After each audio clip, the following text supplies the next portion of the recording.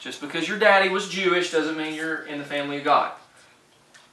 Just because your mom and daddy are Christian doesn't mean you're a Christian. You have to have faith in Jesus for yourself. Okay? What was that blank? Individual what? Participation. God made covenant promises to the Jewish people, but for the individuals in that nation to participate, they had to live by faith.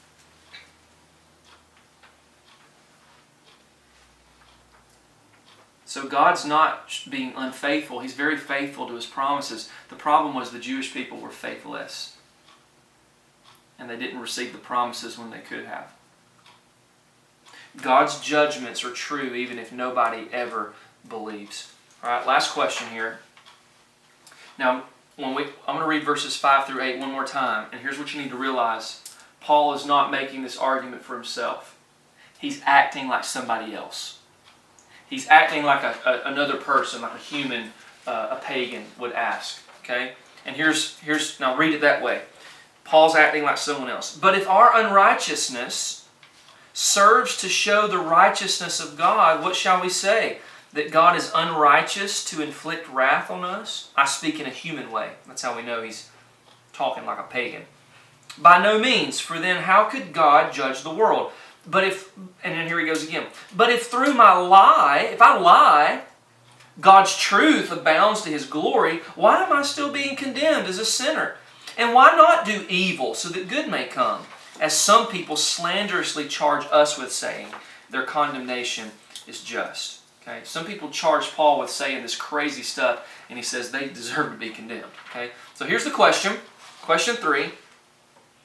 If our sin demonstrates God's righteousness, then how can He judge us? Let me put it in other words. Make it a little more simple. If God gets glory by showing grace towards my sin, then why should I be punished for sin that ultimately brings glory to God?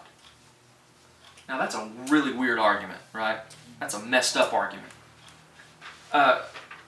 When I sin, God gives me grace, and that gives Him glory. Well, if my sin is bringing glory to God, why is God judging me for my sin when my sin is only glorifying Him more because of His grace? That is a pagan argument. Because what is it doing? It's abusing God's grace, right?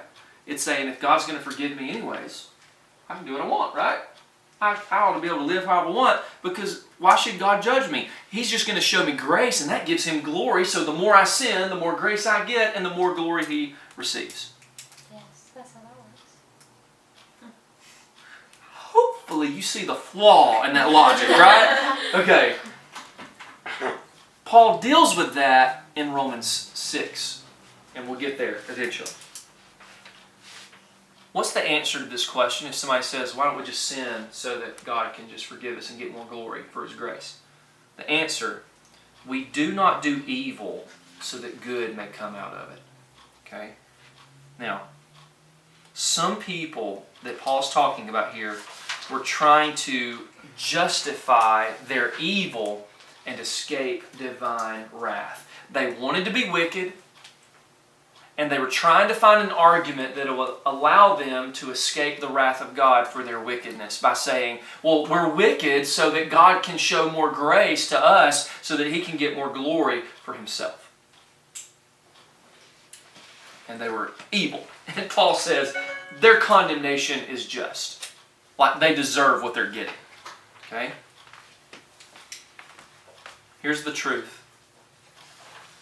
God will judge the world in righteousness. He knows the motives of your heart. And you're not going to get around it by thinking your sin is going to give Him more glory, so you're just going to sin more so you can get more grace. In other words, God's going to forgive me anyway so I can do what I want to because He's just merciful like that. Isn't that a licensed mindset? It is. Yeah, in Galatians we talked about licentiousness. That's a big word in the Bible that means you have a license to sin. God's going to give me grace. I can do what I want to. Okay? And by the way, if you think that way, you are not a Christian. Okay?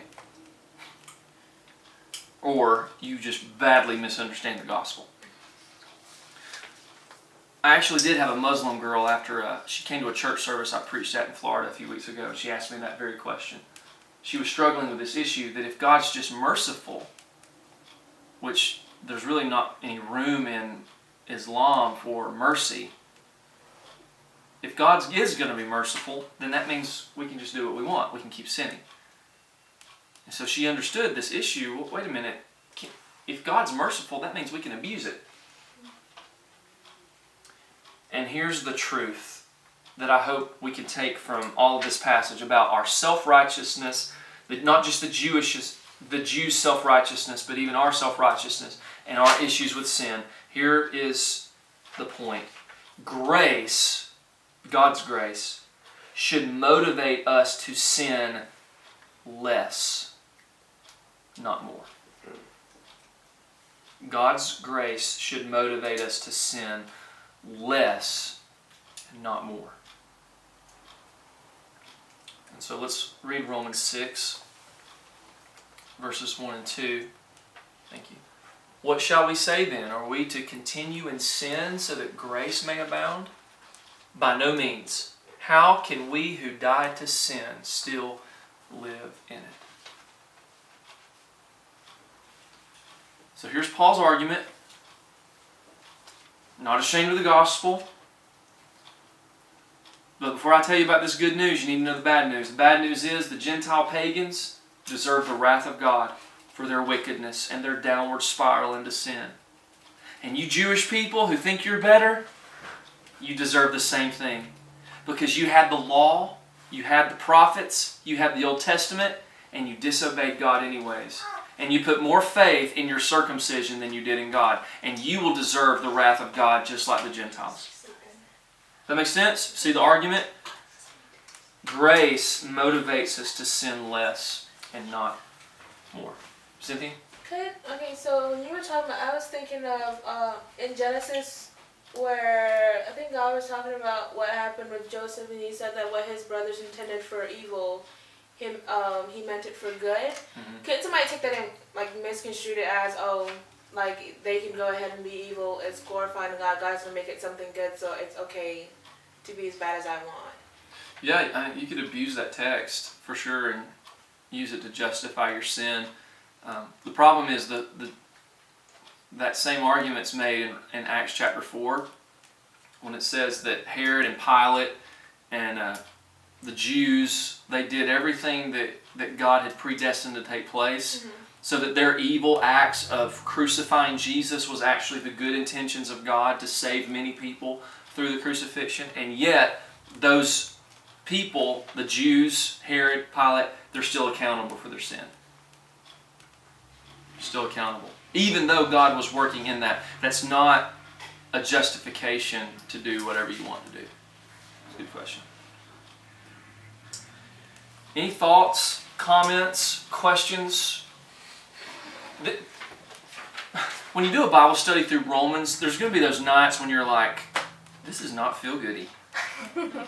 And sometimes you need that, right? Sometimes you need a good spiritual kick to the teeth to remind you of who you are, really, and how much we need Jesus. And hopefully what this does is it lifts your eyes up to the cross and you see we really do need some good news. But we're not there yet. Next week will be the last week of bad news.